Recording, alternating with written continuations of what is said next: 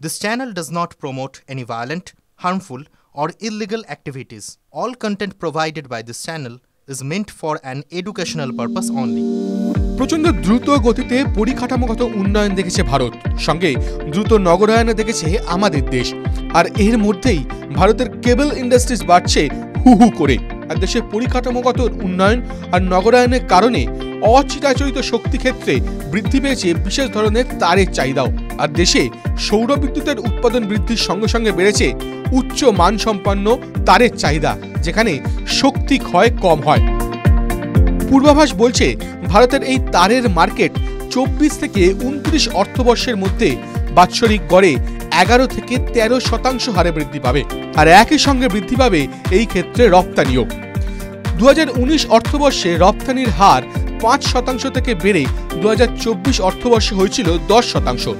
2029 অর্থবর্ষ পর্যন্ত রপ্তানি বৃদ্ধির পূর্বাভাস রয়েছে বাৎসরিক 10 থেকে 11%।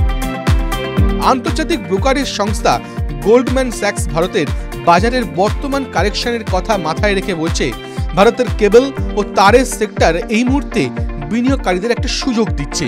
আর এই আন্তর্জাতিক অর্থনৈতিক সেবা প্রদানকারী সংস্থা ম্যাকুয়ারিও প্রায় একই কথা বলছে, যদিও তাদের আরও অনেকটা বেশি উচ্চাসা রয়েছে এই সেক্টর নিয়ে। আর এই দুই সংস্থার তালিকায় অবশ্যই রয়েছে ভারতের সবচেয়ে বড় তার উৎপাদনকারী সংস্থা পলিক্যাব ইন্ডিয়া লিমিটেড।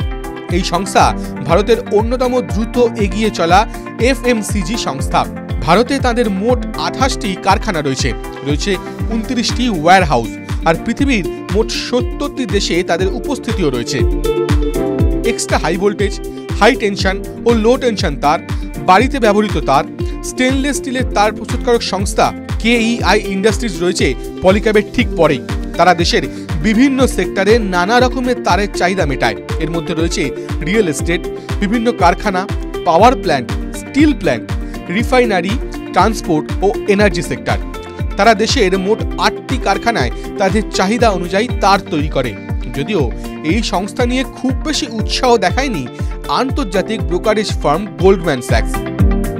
শেয়ারে বিনিয়োগ করতে চাইলে সেই শেয়ারের বিষয়ে যথাযথ তথ্য অনুসন্ধান ও অ্যানালিসিস করুন।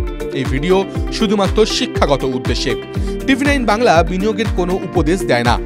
যে কোনো বিনিয়োগই বাজারগত ঝুঁকি সাপেক্ষ, ফলে আগে বিনিয়োগ সংক্রান্ত সমস্ত নথি সাবধানে পড়ে নেবেন, তারপরে বিনিয়োগের সিদ্ধান্ত নেবেন। TV9 Bangla digital.